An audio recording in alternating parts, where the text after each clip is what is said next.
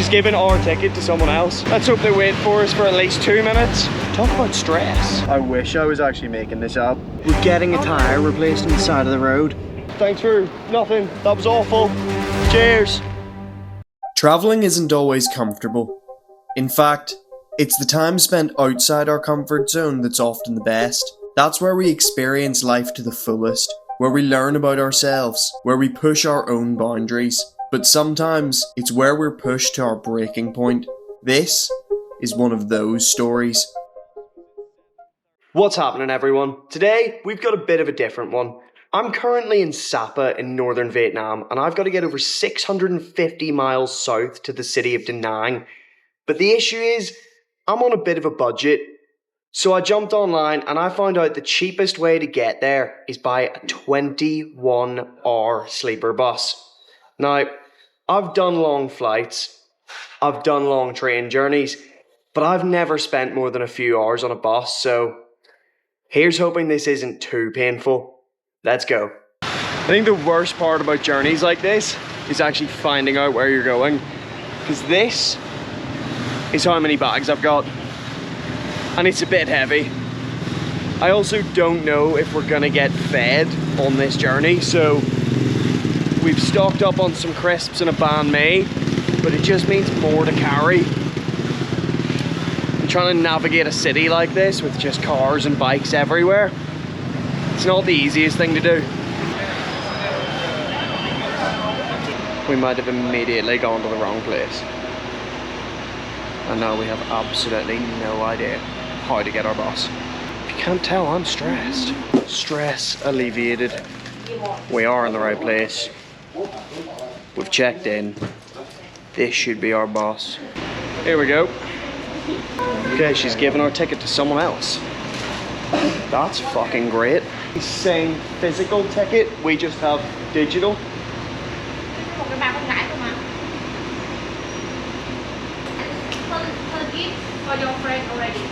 No, she didn't. We got nothing. Was it someone else? We got none. So she's given it to someone else.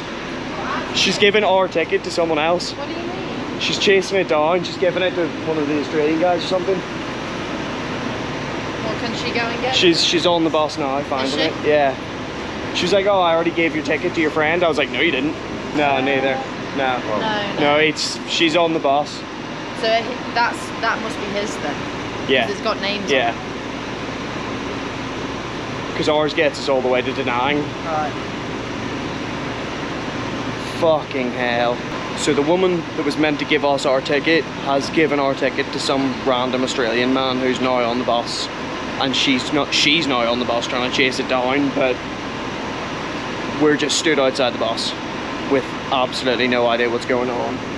As the bus fills and it's getting less likely that we even get on this. Talk about stress. So are these our tickets? Okay, thank you. And this is this both? 2 people? And this is... Does this get us all the way to Da Nang? Yeah, we go Da Nang. Stop in Hanoi, then go Da Nang, but with the same ticket?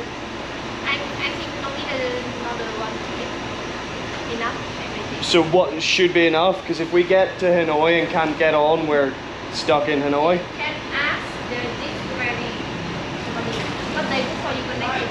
Okay, so this is all we need.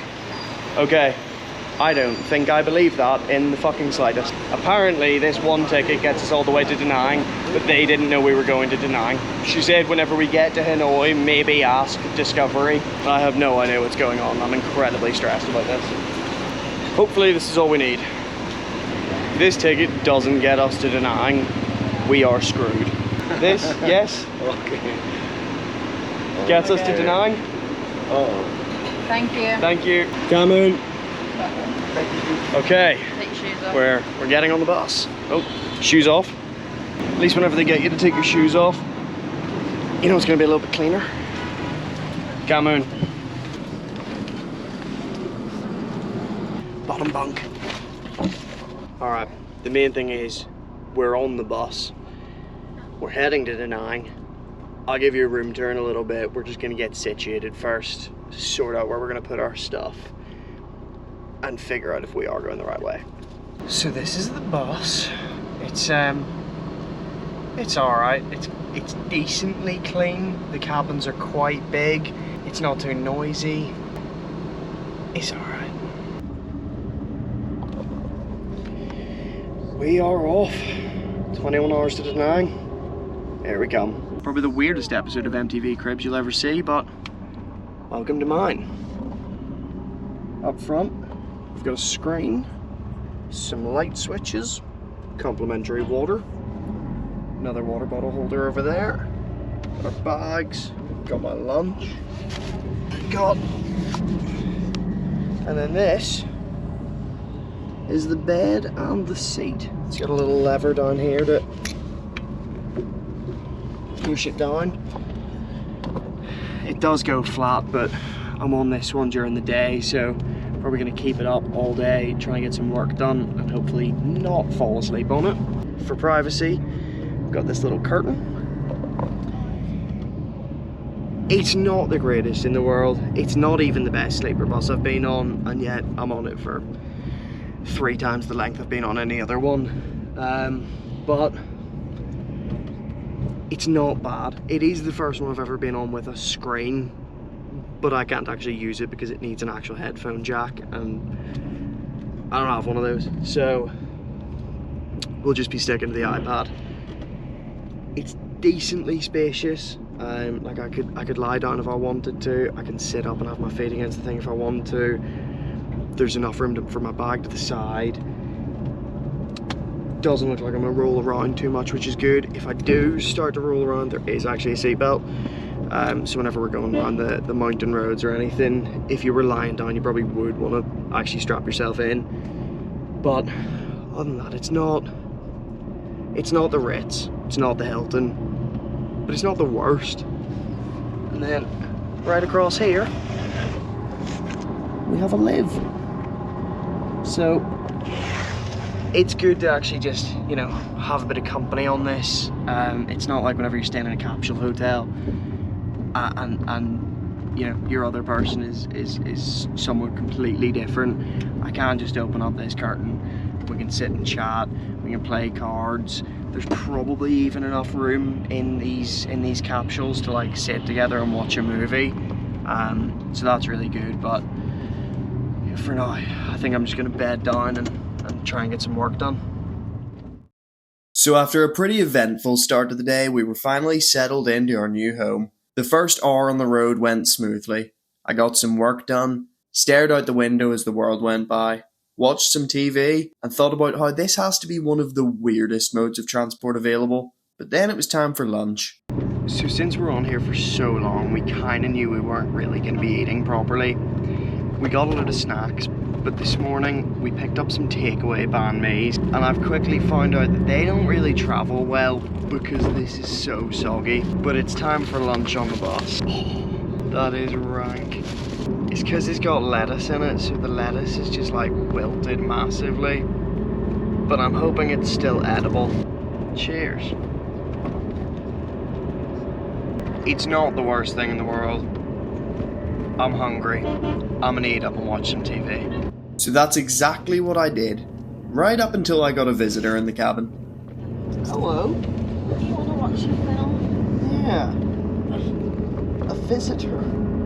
Let me in. God, it's warm in here. Yeah, it's toasty. They don't stay open whenever we go for a bump, they close. Welcome to my crib. It's got the hot rack over here, the drinks holder over here, got the entertainment system down here. It's a big vibe. Fuck. We settled in to watch a movie, and I think this is probably the biggest advantage of travelling on a bus. Being able to shut the blinds, turn off the lights, and put on a movie together makes time go by so much faster. You almost forget you're stuck on a bus for so long. Well, we've been going for about 3.5 hours, so just about halfway of the first journey, and we've just stopped at a rest stop. About 5 minutes beforehand, someone's gone in and absolutely soaked the toilet. What the fuck? The bus is leaving. Are you coming back? What? Turn round. Oh, okay. Fucking hell. That was scary. Yeah. So, yeah, someone's gone into the toilet and soaked the place. So for the rest of the journey, that's out of commission, which is lovely. Yeah, it's pretty brutal. It's not fun. It's cramped. It's smelly. It's sweaty. And now there's no bathroom. So yeah. So that was very strange. The bus driver came over and like translated to us. Quick 30-minute break. So we went over into the shop, and then like 5, maybe 10 minutes later, they're like honking the horn. We come outside and they're like, as if like they'd been waiting for us for hours. And now we're finally setting off again. The one thing about going to a rest stop is it's allowed people to go in and buy food, but then bring it back onto the bus. And now it stinks in here. Which just, I mean, whenever you're on a bus for this long, just don't have smelly food. The next few hours on the bus started to really take their toll. Now that it stank and there was no toilet, it started to feel a lot more claustrophobic. When you then add in the mass misinformation, things started to get really annoying. We've just been told the bus has stopped and we're to get off, but we're like 45 minutes away from where we were told we were getting off to connect to the other bus that we're gonna get. What? Oh, okay. They do go further. We are the only ones left on the bus. He said we're here, get off, but he actually does go further. Yeah. Here's hoping this is all gonna work out. Well, we're in Hanoi, and apparently we're getting off. Not it. Not it? No. You sure? Yeah. Okay. Right, we are in Hanoi, and apparently we're getting off the bus. Let's hope this is the right one this time. Yeah, don't worry about getting out of the way, buddy. No. Right, so in a fucking crazy turn of events, we've literally just got off the bus. We were meant to have 2 hours in Hanoi to go and get some food, but the traffic meant that the bus was an hour late. So it's just literally just gone 6:30. And as we're getting off the other bus, the bus company phones us and says, oh yeah, we see that you've just arrived. We're leaving an hour early. Can you come to the next pickup point? I was like, what? He's like, yeah, come now. We're leaving an hour early. If you need the toilet, you can use it on the bus. What the fuck is going on? And now we're scrambling through the streets of Hanoi, hungry as fuck, tired as fuck, and now stressed as fuck. So that's always a good way to go. Let's hope they wait for us for at least 2 minutes. Let's find out what's going on. Did you phone? Sorry, what's going on? This is ridiculous. Yes. Okay. But it was meant to be 7:30. But it's not. 7-8. Sorry? 8. Translate. What is going on? We were told the bus was at 7:30. It's now at 8. Run up the street, they said. Dance, they said. Come here, they said. Fuck off, they said. What's going on? It's at 8, not now. So how is that early? Because it was meant to be at 7:30. It's meant to be. So, oh yeah, so it's late now. So it's not come now, it's come later. This is mental. Right, phoned the bus company because this guy has told us the bus is now, then the bus is at 8, then the bus is at 9. When it's actually in 10 minutes. So we phoned the bus company and just went, look, what's going on here? Because we got a phone call saying to come here now. Now we're being told to leave again and come back at 9. But they spoke to him and said, no, do stay here. The bus is in 10 minutes. This is a clusterfuck. If anyone is ever thinking of booking a bus with Sapa Discovery, don't do it. It's a shit show. From start to finish, it's a shit show. No ticket, 30-minute break that was actually 5. Get off the other bus to have 2 hours, to actually have 10 minutes. Oh no, you've actually got 3.5 hours. No, you're leaving now. What's next? What is next in this shit show? Just a little update on the shit show of a situation. Finally got a final definite answer. 10 minutes. Bus will be leaving in 10 minutes. Don't go anywhere. Not 8 p.m, not 9 p.m, not 7:30 p.m. like it was meant to. 10 minutes. That was 15 minutes ago, and there's no bus here. So And we're on track to leave at 7:30. yeah, the bus was scheduled for 7:30. The bus will now leave at 7:30. I can almost guarantee it. I don't care if I'm on the bus at 7:10. I can guarantee it'll leave at 7:30. But I genuinely think we could leave later. It could be fucking 7:45. It could be 9. Like, the guy might not have been taking the piss, and it might be like he might be going at 9. He was trying to do us a favour, actually. Yeah, he was just being honest. That, like, the bus will be late. It's not early.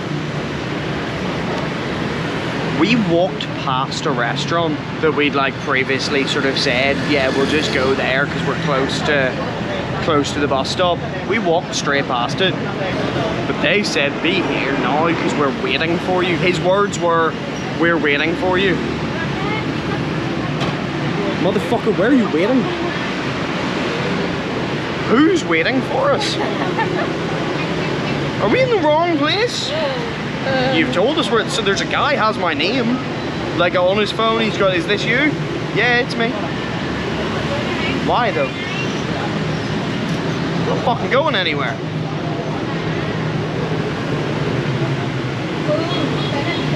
Make it make sense. So I'm just watching the clock because something very funny is about to happen. And there it is. Since we were told that the bus would be in 10 minutes, it's now been 30 minutes. And that also means it's now been 45 minutes since we were told, come now, the bus is waiting.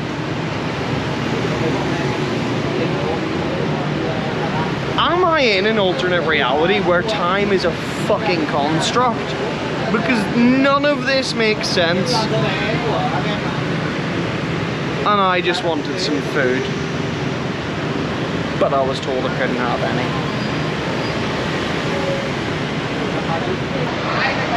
A bus! A bus has pulled up. Is this our bus? There's other people on it at the minute. Are they getting off? I still don't know. What I do know is we could have had dinner. We didn't need to run here. So we're being waved at. It's time for us to go, apparently. I don't know what that means. You've shouted at me in Vietnamese. What is happening? There's a lot of shouting going on. Oh, okay, yeah, the bag section is full. And leaking. Bag section is full and leaking.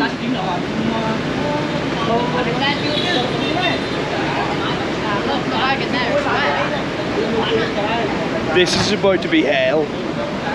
So my massive human-sized bag is now my fucking roommate this evening. After this ordeal, I swear I'm gonna need blood pressure medication. Because this has been mental. I cannot reiterate enough. Do not book with Sapa Discovery. It's shit. Okay, I'm gonna sum this up with some final updates. We've got on the bus. We've been told it's going to Da Nang. We're literally starting to move right this second. We did have to take our huge bags on because below there was a load of like polystyrene crates that were all leaking liquid, and he was like pushing them to try and make space, but it was vile in there, like it was actually wet. So we said no. I was like, right, we'll just sleep with them. It would be like sleeping with another large human being. We've got in here, there's thankfully like a spare bed that they're using for extra storage, so we've been able to put them there, which if anything is kind of better, because you never know if your bag's actually going to get all the way there whenever you put it beneath. And like they use these as like post buses as well, like they ship things. One of the last ones we got on, as they opened the door, as they opened the undercarriage, they just took off like a full car, like in pieces, just two massive doors, what looked like a box of alloys. It's bizarre, it's a really weird system, but it's also very unnerving whenever your bag's in there. Now at least, you know, we know exactly where it is and we can see if anyone takes it, which is good. But the final time that we've started moving at is 13 minutes past 7. So it did leave early, very slightly, but it was not waiting for us. There was no reason for us to run off the last one. We could have gone and got some food, used the toilet, freshened up a bit, but here we are. Not the end of the world, but not a good experience. But hey, hopefully it makes for good content. Please like and subscribe. Alright, if you've made it this far in the video, I feel like you deserve a second room tour. So, welcome back to my new crib. It's much worse than before. Starting off, we're on the top bunk, which I think I said how grateful I was to be in the bottom on the last one, because you roll about a whole lot less. This is the one we're actually going to try and sleep on, so it's not the best. We do have this like lovely little railing to stop us like flying out and cracking our skulls, but not much else. Same little storage behind us, but it's of course quite filthy, so it's just really for your shoes. Other than that, no screen this time, much shorter, so I, as a very short man, am too tall for this bed, which like is ridiculous. I'm 5'8"-ish, and like if you were any taller than me, you'd be in a world of discomfort. Like you'd be curling up in like a little ball. So it's also narrower. In the last one, both Liv and I could sort of comfortably sit in it, put the iPad down at the bottom and watch a movie. That's not happening in here because it's much narrower and then has this massive sort of lighting unit right here. The blind thankfully works and is the same, but other than that, it's just not great. It's definitely worse than the last one, but like everything about this whole ordeal has been worse than the last one. I think we do have some more lighting options here. We've got some sleep lights, which I don't know what the point of that is. This can be lit up if you want like a really lovely picture of the seaside as you sleep. I mean, the last one had a TV that admittedly didn't work, but if you're not going to have a TV, just have nothing. So we turn that off, and then we've got this main lighting unit that's straight out of Tron, which is quite cool. I do quite like the lights. It's very sci-fi movie, but everything else kind of sucks. This is where we are for the next 12, 13 hours, however long it ends up being. So, guess we should probably bed in and have a really nutritious dinner of some crisps and Oreos. Maybe try and do some work. I wish I was actually making this up. Like, I wish I was doing this for content, but the bogs are right there. Someone's just fucking dropped a stinker. Someone's committing biological warfare 30 centimeters from Liv's head. It's fucked. Let's see if we can catch the culprit on the way out.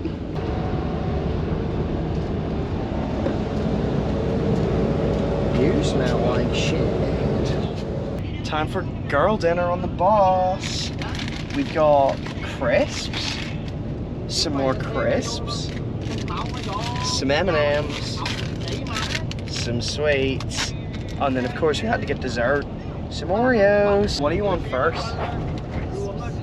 Oh no, we have a massive selection. We've got salt and vinegar and sour cream and onion, so you're spoiled for choice. Salt and vinegar, girl dinner.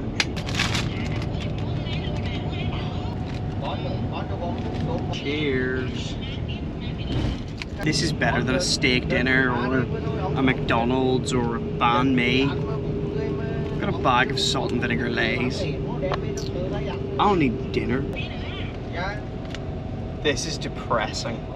This had become one of those stories that sounds made up. Everything that could go wrong was going wrong. We were hungry, we were tired, and we were truly fed up. But we should have known that the worst was yet to come. You actually could not write this shit. We're getting a tyre replaced on the side of the road. Oh, he's putting something back in. This is ridiculous. You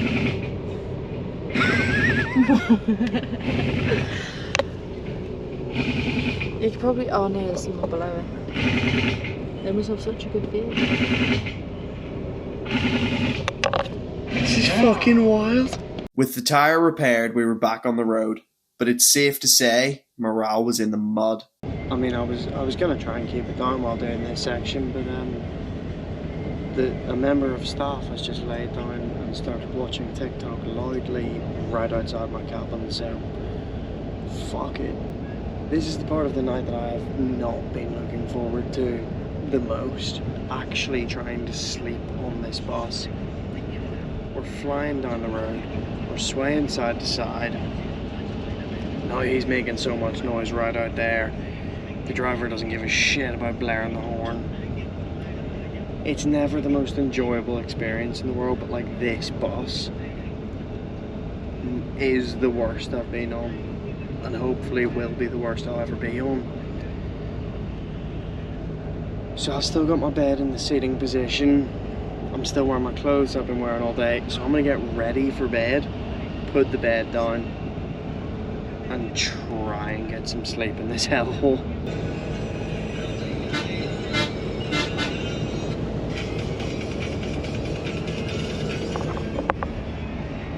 That's not the perfect concoction of how this is gonna go. Him watching TikTok and coughing and the driver blaring his horn. It's just what this journey is. Alright, I'm ready for bed. It's not clean, it's not cozy, it's not elegant, it's not glamorous, but it is the reality of travelling on a budget. And it's just what you've got to do if you want to, you know, spend a long time away exploring the world. A lot of the time you're not going to be comfortable, and this is one of those times. But at the end of the day, to keep doing what I'm doing, I wouldn't change it for the world. So it's just coming up on midnight now. The bus is meant to be getting in around 9 AM. Got an alarm set for 7, so I'll see you in the morning. You couldn't write this.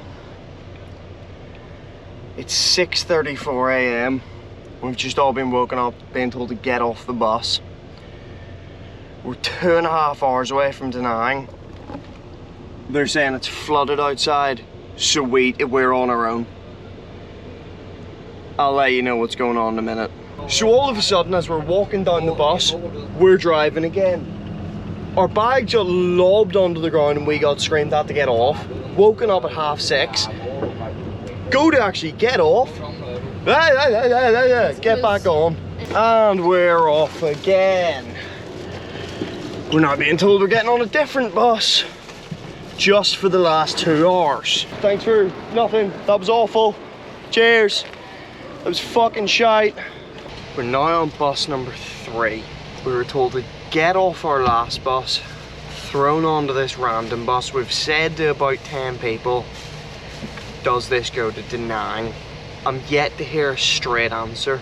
I don't know if I'm going to Da Nang or if I'm going to fucking Thailand. And now the bus has stopped. Again. Do not book with them. Save yourself. Still no confirmation if we're going to Da Nang. And now we don't even have any phone signal to like check that we're going the right way. We're just kind of having to trust a bunch of very untrustworthy people for a very long period of time.